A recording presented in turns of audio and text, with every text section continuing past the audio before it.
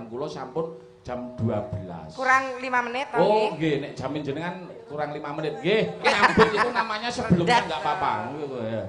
Ayo untuk memandu Mas Gareng untuk menyambut tahun baru, doa-doa apa yang perlu disampaikan? Oke, Bapak Ibu hadirin semuanya yang berbahagia, tanpa terasa 1 tahun hampir saja kita lewati. 365 hari hampir saja kita lewati. Tentunya banyak sekali peristiwa, kenangan, hal-hal penting yang Anda lalui bersama-sama. Harapannya semoga di tahun baru 2026 Bapak Ibu hadirin semuanya, kita semua bangsa Indonesia mendapatkan rezeki yang berkah dan barokah. Amin. Sehat jasmani, sehat rohani. Amin. Indonesia tentrem, damai, aman, terhindar dari segala mara bahaya. Allahumma.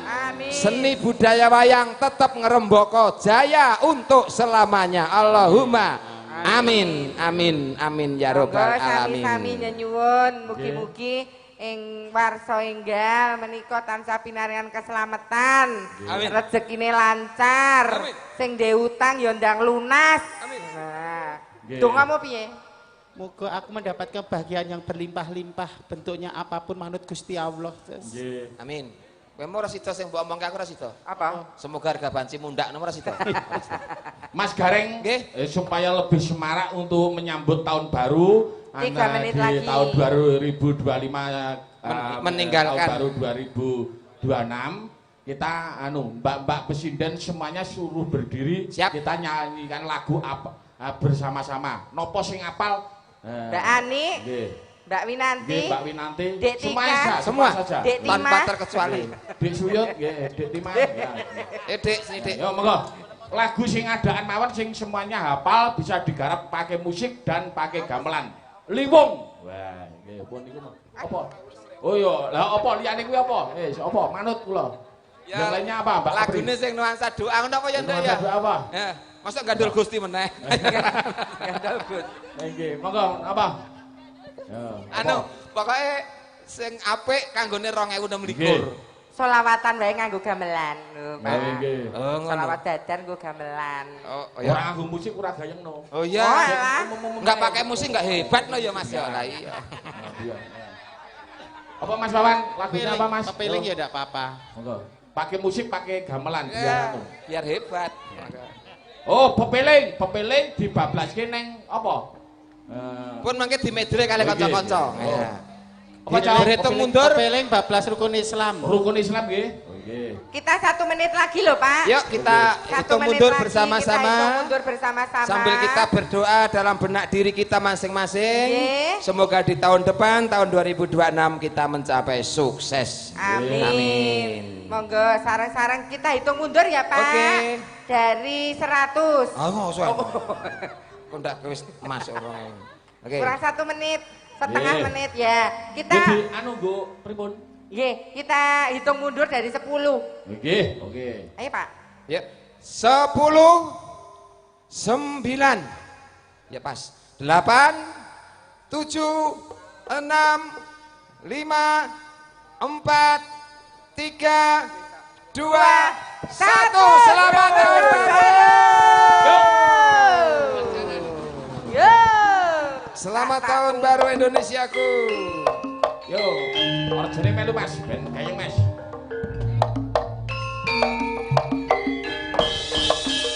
Yo, barengane dulu Mas. Yo.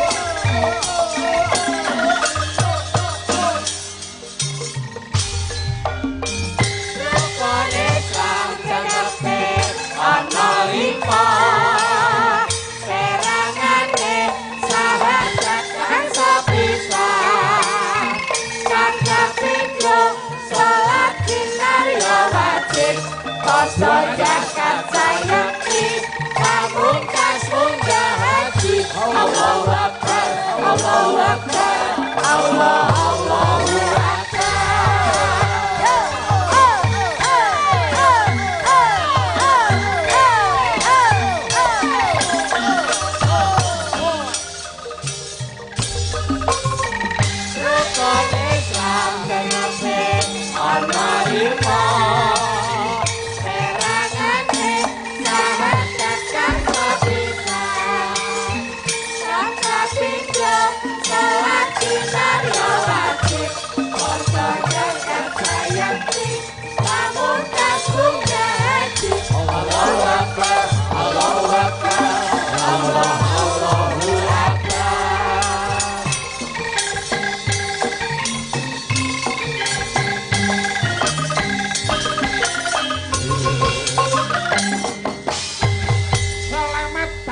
baru 2026.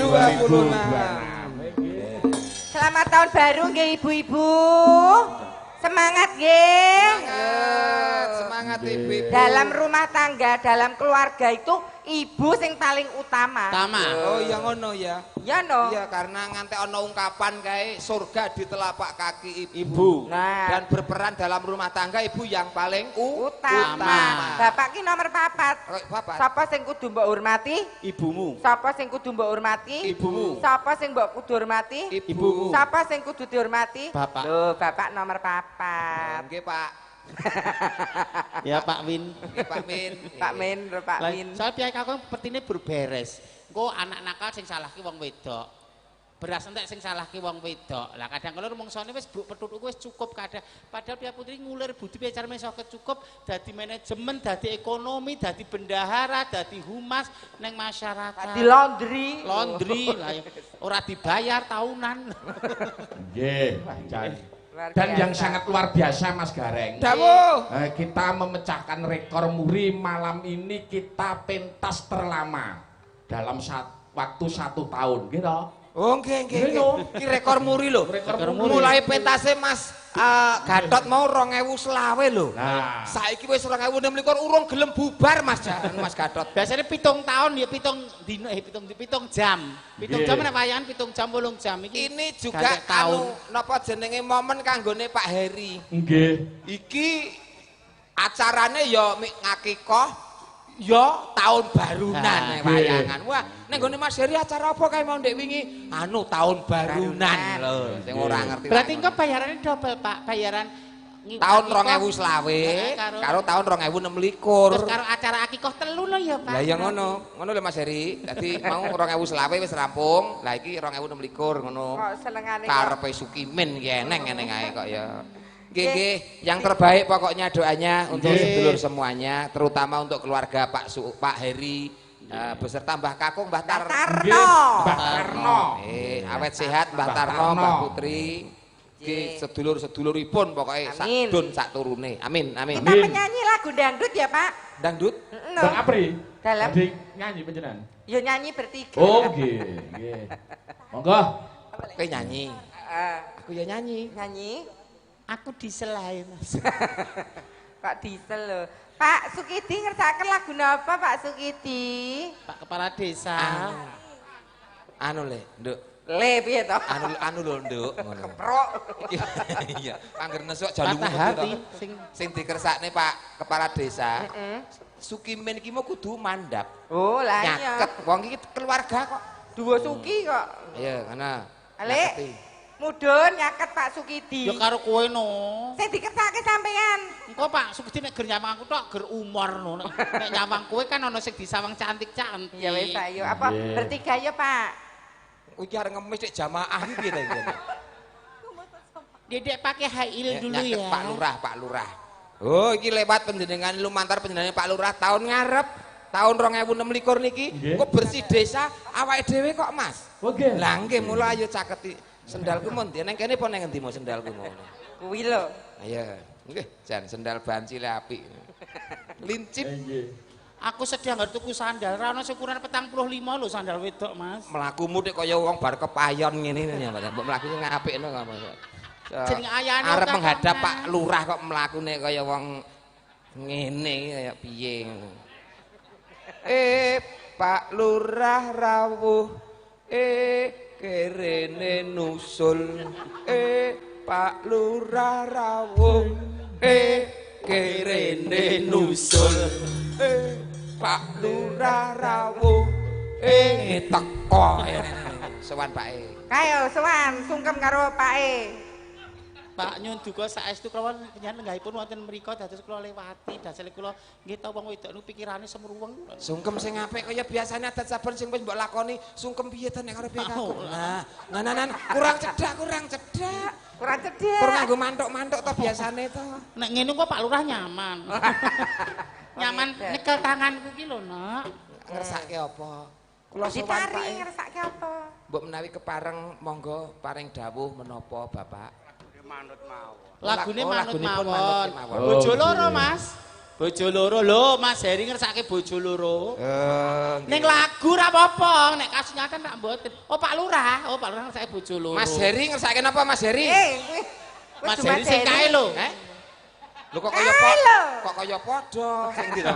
Oh iya Mas Heri Namanipun Bapake kok ya. Mbah Tarno. Oh lah mula Milo sami. Lek Tarno iki. Oh pipise jek lancar.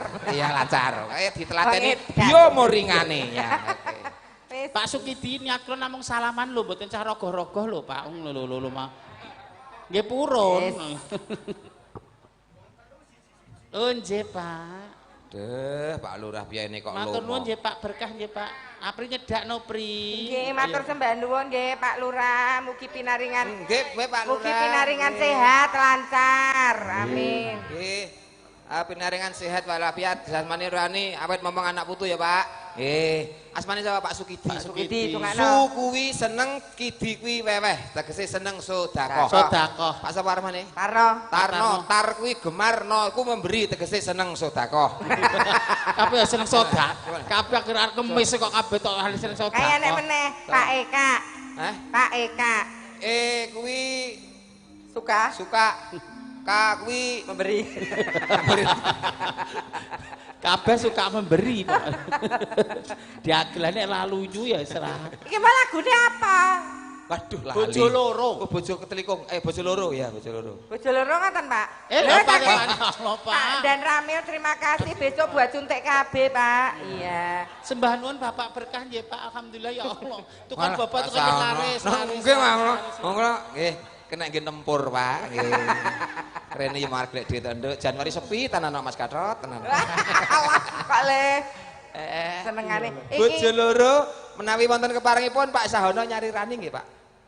Kersa nggih. Oh, Bapak mau menyanyi. Nggih, monggo. Bapak nyanyi. Mari Bapak, Bapak Aku dibisi anakku nek Pak Sahono pinter nyanyi, anakku wae WA ngono. Anakku kan ning Dandi. Oh kandas. Oh Pak kandas le. Oh nggih, le. kandas. Oh ya Mas Yoga. Kandas nggih. Monggo. Kandas. Kandas tole yoga. Pripun diaturke nggih, Mbak? Nggih, kandas Ini kan monggo. badhe nyanyi Pak Sahono. Oh nggih, monggo, monggo. Monggo diaturke yo Mas Yoga. Duetipun kalih sing asli napa sing mondo-mondo? Padha kabeh anak pangane, Pak. Iya. Nggih, monggo. Yo Mas Yoga. Ramil, terima kasih Pak Sahono. Matur suwun. Sembah nuwun Pak. Sukidi sembah nuwun. Mbah Tarno sehat selalu supaya semangat nduk Apri Mimin. Ya. Mbah Tarno ben sehat, kita panggil dulu untuk Mbah Tarno Min Apri. Ya. Apa? Oh, tasnya. Bu Linda ngersakaken ilat tanpa balung. Oh, nggih. Kita Mbah Tarno. Mbah Tarno biar semangat kita Ilat kasih tanpa semangat barung dulu, ya. disiapkan ya Le. Semangat ya Mbah Tarno, awet ngomong anak putu. Semangat nggih Mbah Tarno, kersanipun Mbah Tarno semangat. Yuk kita kasih Le. yel-yel dulu ya. Ya. Heeh. Tarno, Tarno, Tarno. Yes. Oke, terima kasih. Coblos nomor 3. Loh, Gambare telo. ilat tanpa balung pamritan saking Bu Linda. Oh, iya. Karena sing kagungan kersa Gerakan. sing nanggap kok ya. Oh iya iya. Neng Tita Bu Linda neng ndi? Panas. Tuh lho Bu Linda, teng wingking lho. Gendong bayeke. Pak, bayake kene parkiran dikunci gondok. Ngene. Itu dibobokke maksudnya. Oh, lagi manu. Menimang putrinya. Nggih. Ilat tanpa balung spesialis untuk ibu Nggih. tuan rumah. Nggih. Mbah Yo. Tarno sekedap. Mbah Tarno badhe anu, monggo dipersilakan. Nggih. arep mundut meneh didungke meneh ayo lah paham. Jadi wong mlebu jenenge carane wong piyai dhisik kan ning nggon apa untu-untu kaget malah untu lek ora kok ngantek kuwalik sing mau nyumet. Mulai aja gawe gido. Wong tuwa kok le senengane. Kapunten nggih Mbak Tarno. Pokoke iki dienggo nyenengke niate Mas Heri yo nggo nyenengke Mbah Kakung, Mbahku. Lah karo Pak. Ben awet le ngomong putra wayang. Tanpa disadari kesempatan niku wau hiburan iki to Mas UMKM sing bakul yo laris kabeh. Dadi manfaat arep mlebu kangelan. Lah iya iki mau tegese bermanfaat untuk orang banyak. Ready le? Siap le? Ya, enggak siap enggak. Umbul donga nomor 86 le.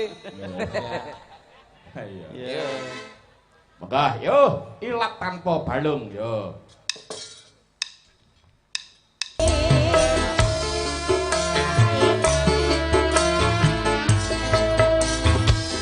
Masih bersama Kidalang Gatot Purwo Mandoyo. Abang Rakto ke depan dong.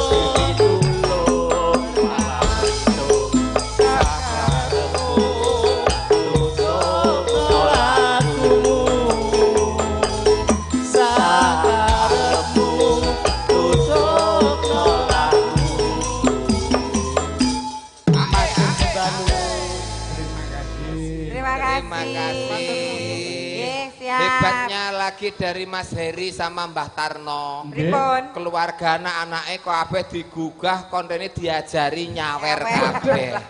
Diajari nuwun ugi berkah barokah. Wonten pupu sing nelongso dikehendaki kali Mbak Tika Oh, Mbak Tika, monggo Mbak Tika. Duet pupu sing nelongso.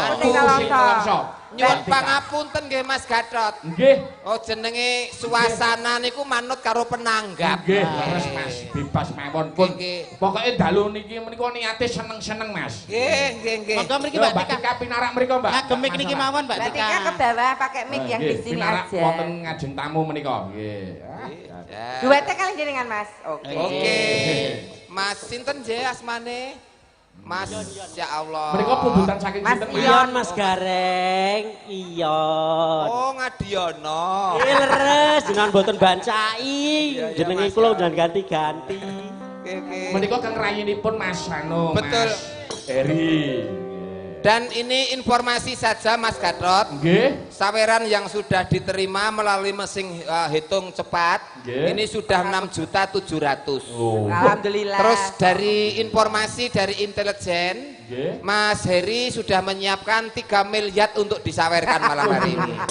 Ya. Kok nganggo quick account bar. Pokoknya mungkur kok kene engko rombongan Mas Gatot langsung umroh kabeh. Amin. Amin. Kecuali Winanti.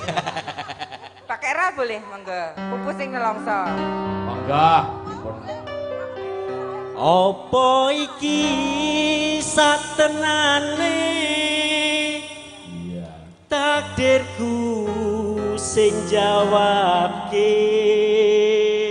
Apik suarane, Mas Ion. Sliramu beda ati, beda lambe.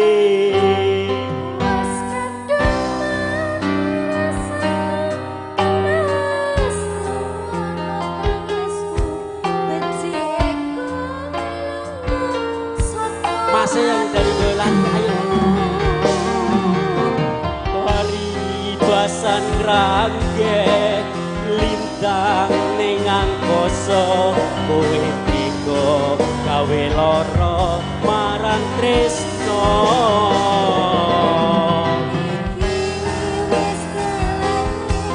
Pilih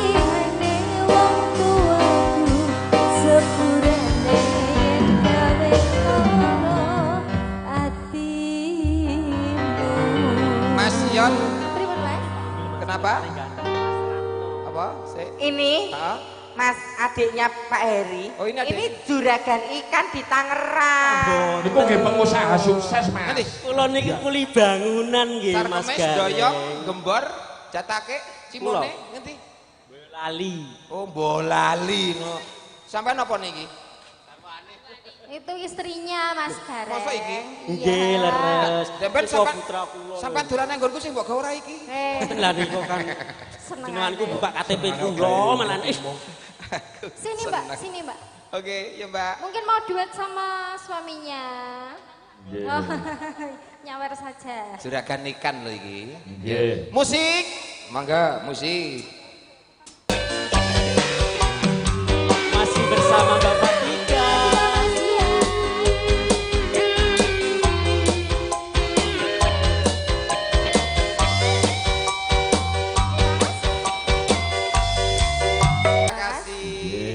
Luar biasa nganti garwone.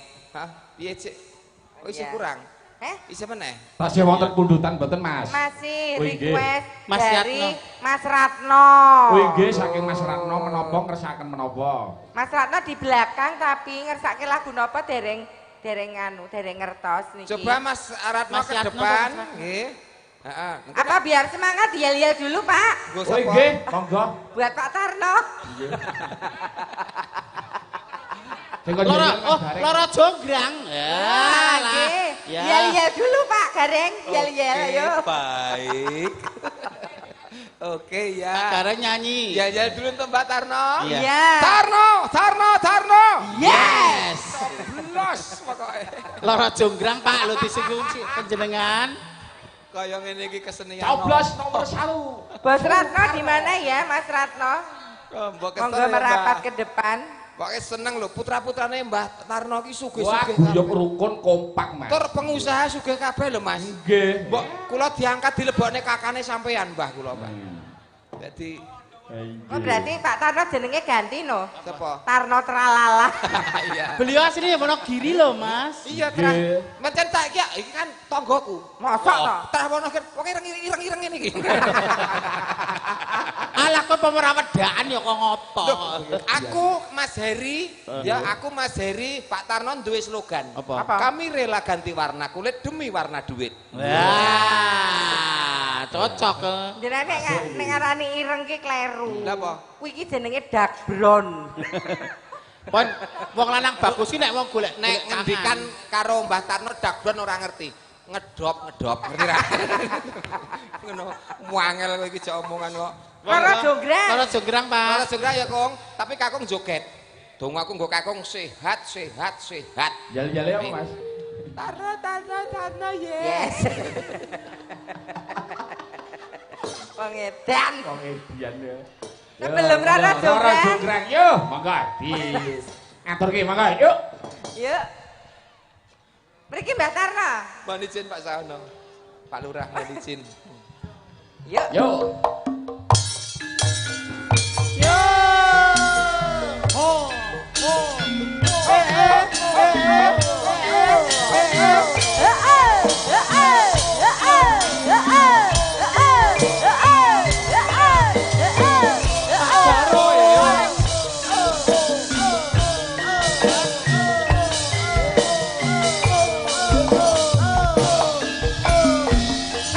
Tarno.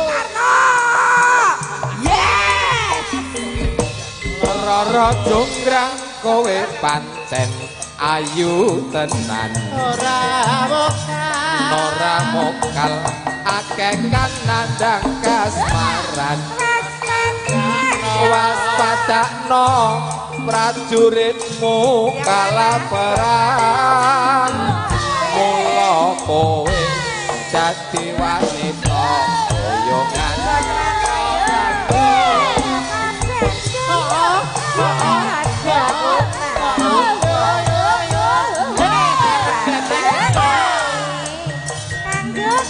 Ibu. Asik. Goyang ijaz. Asik.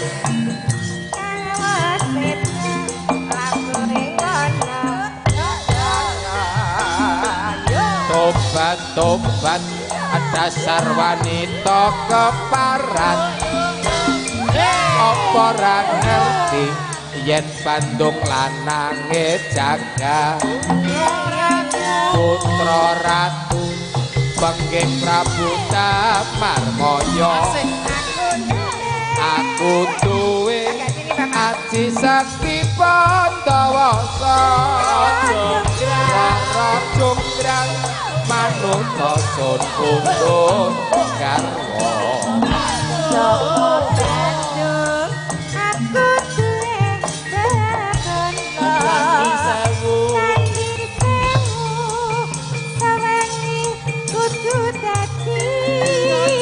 iya Jonggrang panyuwunmu tak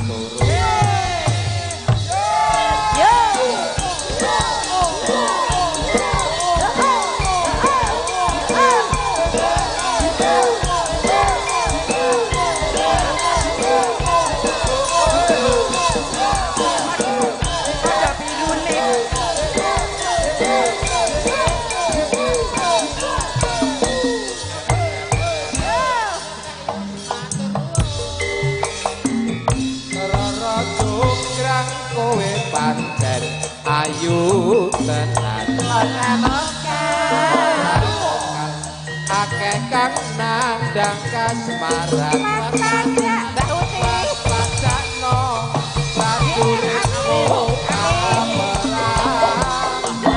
mula kowe dadi wanita boyokan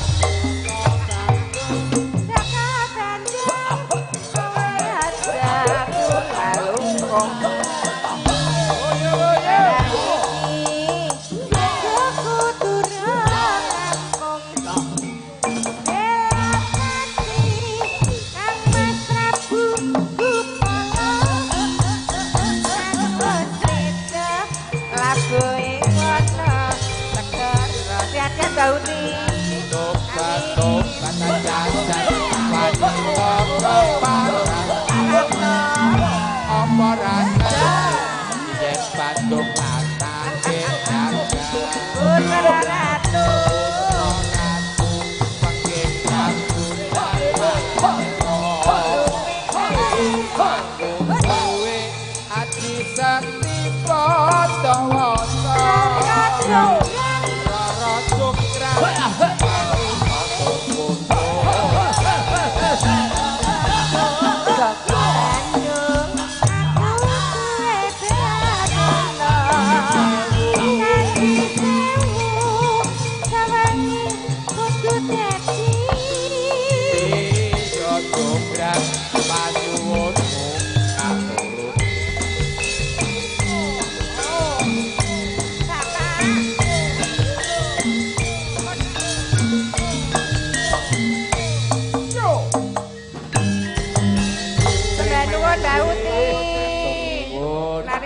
Bayeng nggih Mas. Dan ngetokke guyub ngetokke rukune keluargane Mbah Tarno elok saestu Pak. Nggih. Wonten mriku humyek kabeh joget kabeh. Ora enek sing regejekan tegese keluargane bakoh pergo rukun. Nggih, kompak to rukun Mas. Tasih wonten pundutan Mas. Sampun. Oh, sampun. Nggih, Mas Gareng, Mbak Mimin, Mbak Apri mangkih lagu-lagu dipun lajengaken wanci gara-gara kula tak neruske lakon nggih disambung mengke bagian gara-gara Mas. Yo, sampeyan ingkang sinuwun mengko mundhak nampa duka nduk. Gandaning kang